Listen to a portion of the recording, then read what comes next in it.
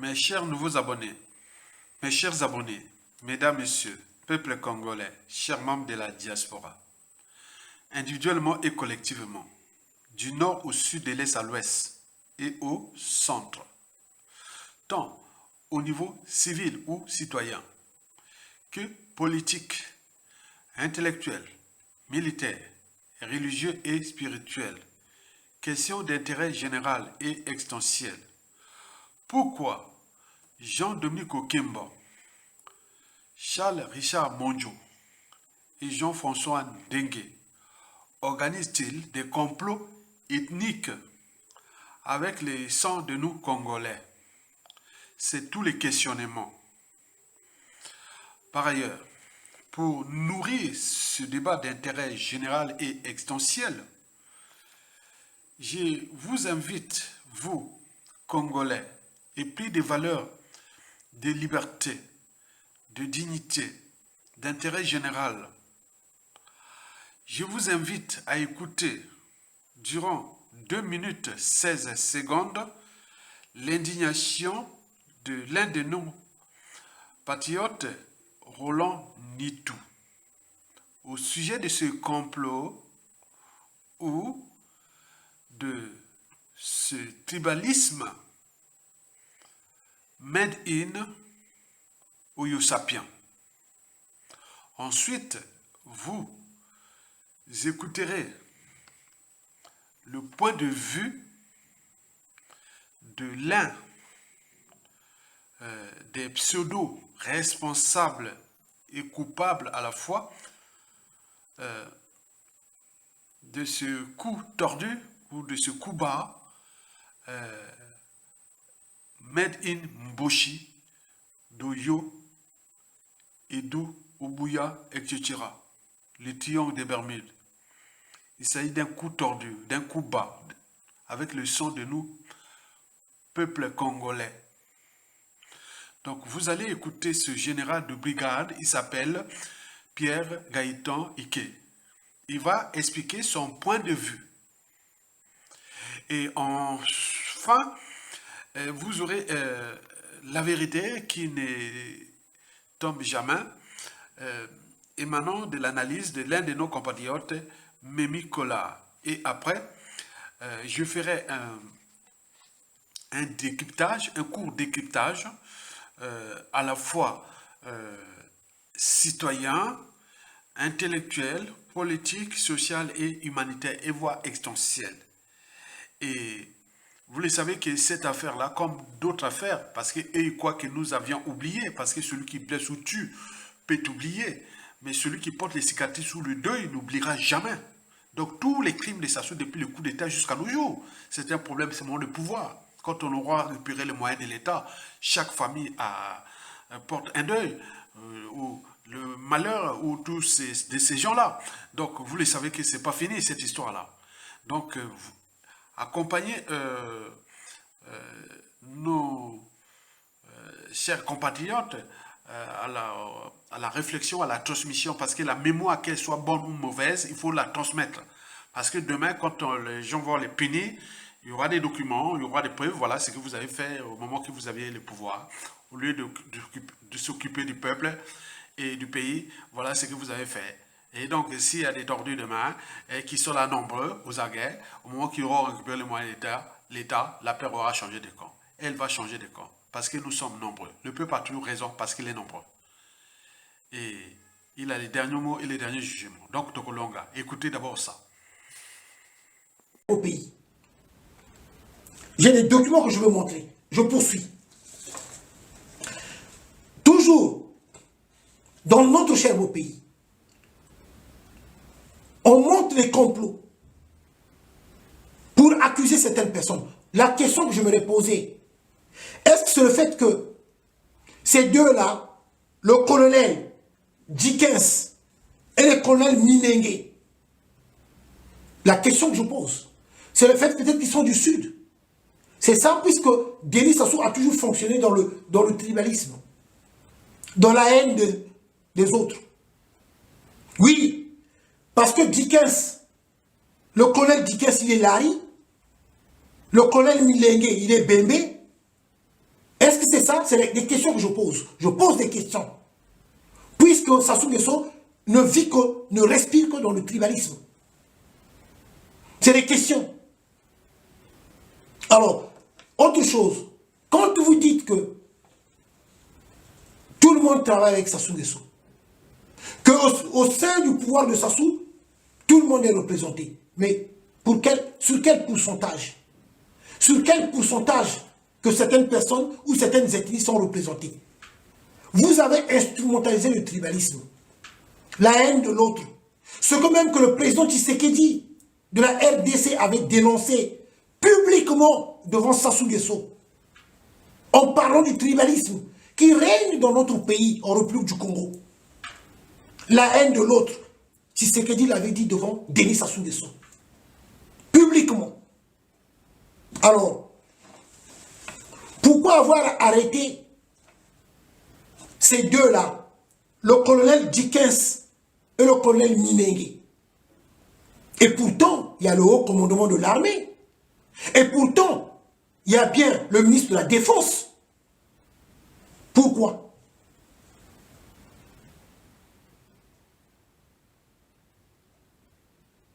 C'est pas normal dans ce cher beau pays. Comme c'est la question à dire, peut-être que vous avez quelque chose à dire. Non, je sais que c'était pour expliciter dans la commission. Il y a la commission de recrutement. Hein, et la commission qui s'occupait de la sécurité des lieux. Donc, eux, ils s'occupaient de l'autre là, de la sécurité des lieux. Mais quant à la commission de recrutement, donc eux, ils ont travaillé jusqu'à 15 h. À partir de 15 h, ils avaient déjà terminé. Ils ont rejoint maintenant le poste de commandement de l'agent militaire de défense numéro 9. Et maintenant, vu l'affluence, ils étaient restés maintenant en train de travailler pour sécuriser. Lesquels? La commission de sécurité. Vous voyez bien? Commission. Donc, en principe, dans le style de travail, nous avons commencé.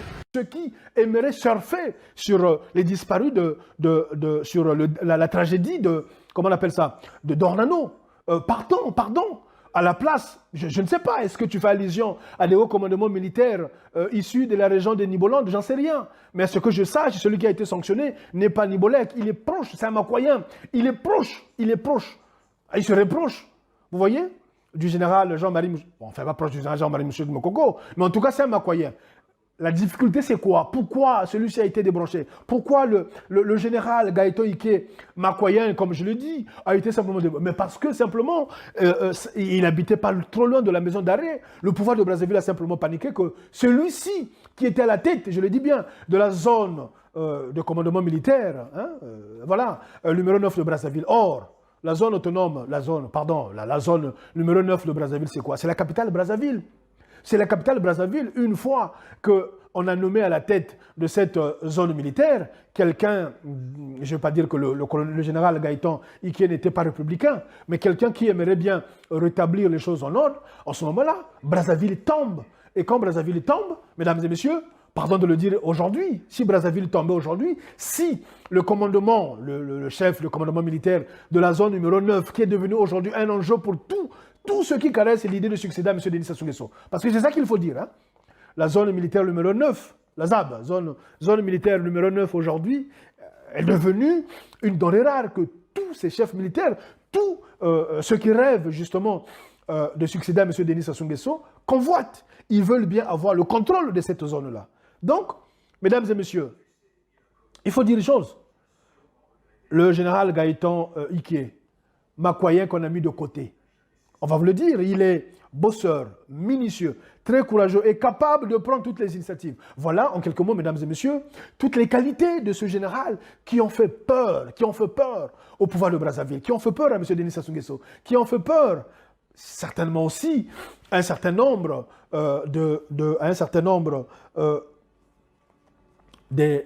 on va dire ça comme ça, de ceux qui constituent le haut commandement militaire de Brazzaville, le haut commandement militaire. Voilà pourquoi celui-ci a simplement été débranché, vraiment débranché. Bon, les caractéristiques sont importantes parce que chacun d'entre nous, chacun d'entre eux, ces militaires-là, à quelque chose qui le définit. Il y a ceux qui sont des paresseux, il y a ceux qui baissent les yeux devant M. Denis Sassou Nguesso, il y a ceux qui baissent, je ne sais pas, qui sont incapables, qui seraient incapables de dire quoi que ce soit devant qui que ce soit, devant le général Okoye, devant le général Jean-Richard Manjol, ministre de la Défense délégué.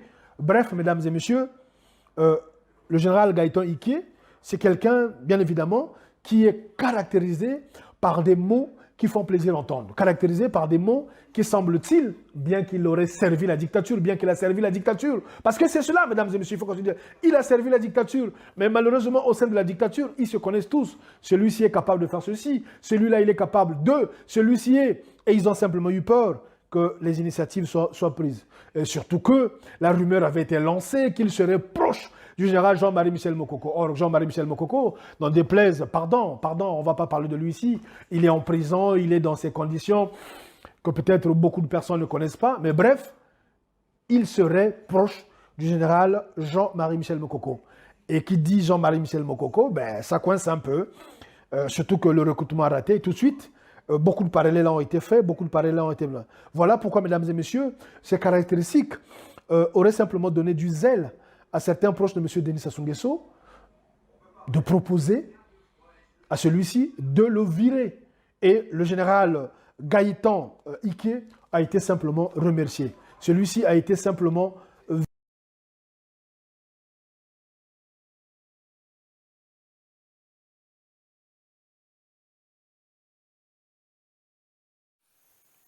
De ce qui précède, je vous informe que d'un point de vue citoyen, nous devons individuellement et collectivement cesser les amalgames nord, sud, est, ouest et ou les amalgames tribalistes et ou ethnocentistes. Et pourquoi? Parce que c'est le piège. Sans le tribalisme et l'ethnocentrisme et la géopolitique nord-sud, Denis Sassou Nguesso n'est pas Sassou Nguesso.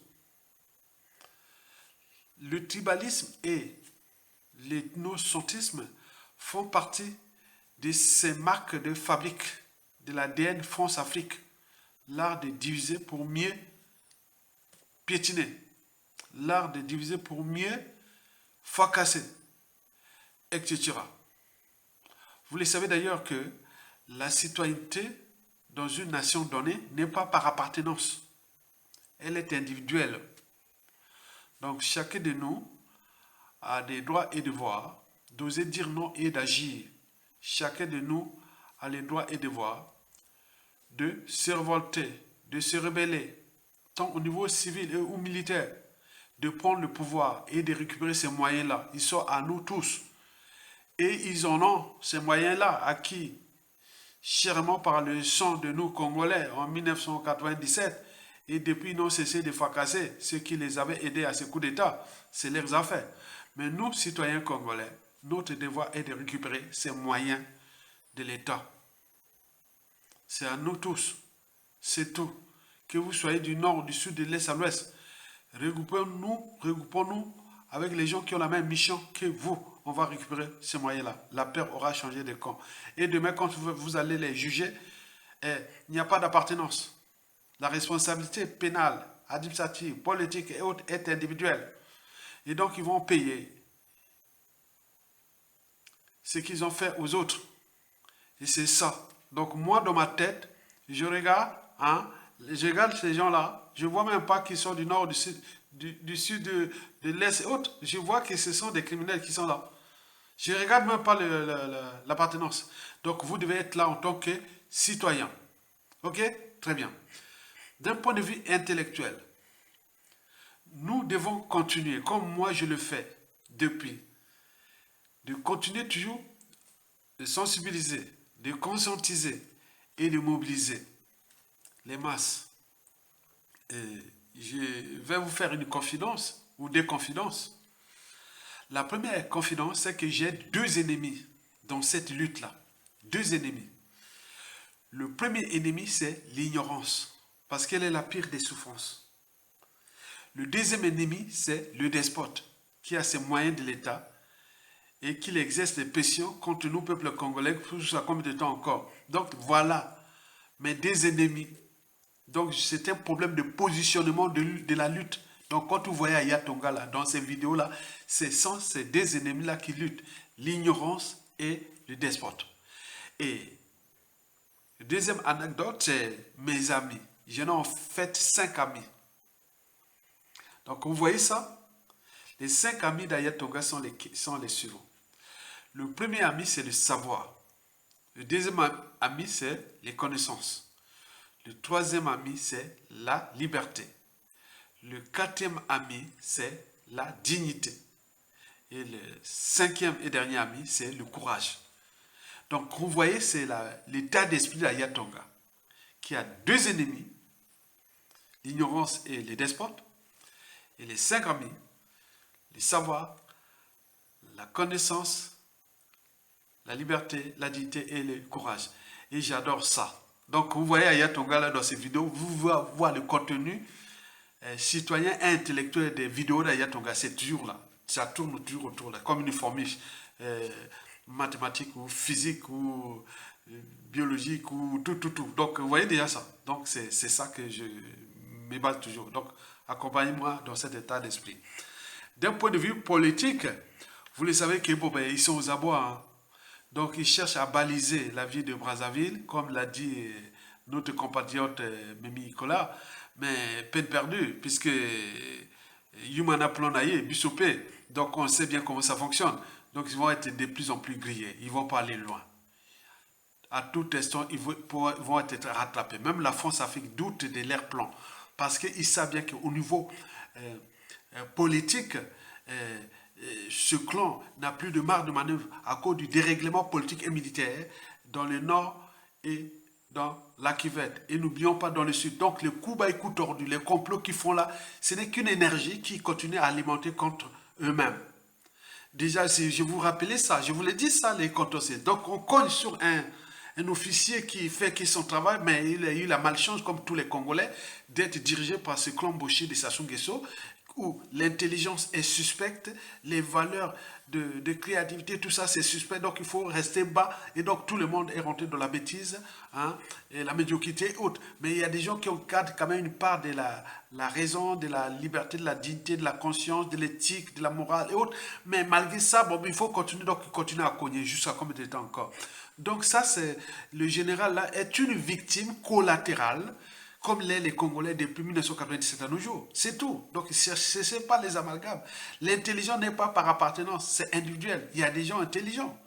Donc, comme Mimi Kola a dit, on dit non, mais c'est quelqu'un, il y en a plein, du nord au sud, de l'est, même peut-être au niveau d'Mboshi. Mais le système fait que vous devez être bas. Et voilà, les résultats. Et juste à combien de temps encore. Mais eux, ils cherchent à baliser les trucs pour prendre le pouvoir soit de coup d'état du palais, et qui ne va pas aller loin.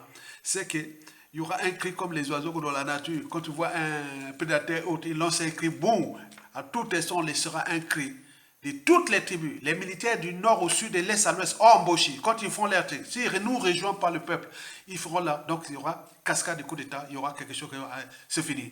Donc, ils savent bien que ils sont comme un oiseau qu'on est en train de les déplumer, mais au moment où il cherchera à voler, trop tard. Enfin, d'un point de vue social, bon, vous voyez déjà que c'est malheureux, ils n'ont d'humanité que leur caractéristique physique. Donc on nous dit non, moi on sait depuis. Donc battons-nous pour les dégager, c'est tout. Du nord au sud, de l'est à l'ouest, pas d'amalgame. En ce moment, c'est ça. Vous savez, l'unité ne se décrète pas, elle se construit au gré des épreuves. C'est au moment que nous faisons là, alors qu'on construit l'unité d'une nation. Et ce que nous faisons là, les enfants, les petits-enfants, ils vont dire oui, au moment de la chute du plus grand criminel, dictateur d'Afrique, il y avait des intellectuels, il y avait des politologues et autres. Donc nous, on est là, je le sais. Nous, on est des visionnaires. Demain, on dit, oui, il y avait des Tonga au nord, à Makwa, à Kivette, il y avait ceci. On va les parler comme ça dans l'histoire. Donc nous, on construit l'histoire pour les petits, pour nous donner les repères historiques. Et c'est très important. Donc quand ils sont au nord, au sud, à l'est, à l'ouest, ils disent, ah tiens, Aya Tonga là, il est dit la région de Sassou Nguesso, mais voilà. Donc depuis les coups bas, coups tordus qu'ils nous ont laissés, je ne serai plus en vie. Donc on s'est bat, on a trouvé des stratégies d'adaptation. Donc il faut faire attention, ce ne sont plus des humains. Donc nous devons nous battre pour récupérer les moyens de pression, les moyens de nuisance, les moyens de... Donc on va là vers la victoire. Enfin, du point de vue humanitaire, bon, vous savez que bon, quand on fait la combustion, il y a le carbone et l'oxygène. Hein, on est bien d'accord? Bon, ben, donc là, c'est pareil. Donc, pour couper la combustion qui se passe en ce moment, il faut couper l'oxygène. L'oxygène, là, c'est quoi? C'est le moyen de l'État. Donc, nous cherchons à récupérer ce moyen-là.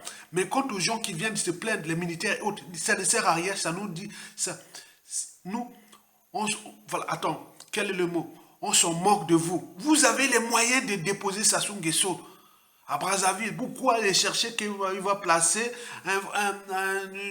mais quoi? Un être mortel qui n'est que de passage sur terre. Ces gens-là vont partir comme les autres dignitaires, dictateurs, autres, mais vous laissez qu'il y ait des merdes. Donc regroupez-vous pour les déposer. Donc il faut couper l'oxygène là. L'oxygène, ce sont les moyens de l'État. Les administrations sensibles comme le renseignement intérieur et extérieur, les armées, la police, la gendarmerie, la justice et tout. Donc il faut récupérer ça. Au moment qu'on aura récupéré ça, ça y est. Donc nous on est là comme ça au guet-apens. Hein. Tout le monde est en guet-apens. Du nord au sud et de l'est à l'ouest. Et si les Mboshi nous rejoignent, très bien. Mais s'ils ne nous rejoignent pas, tant pis, parce que tout chez nous est par appartenance et vous allez souffrir. Souffrir comme ils ont fait souffrir les autres. Donc mettez-vous en marche pour la chute du plus grand despote dictateur d'Afrique de tous les temps. Je vous remercie. Tokolonga. Bon vent au peuple congolais. Tokolonga, à bientôt.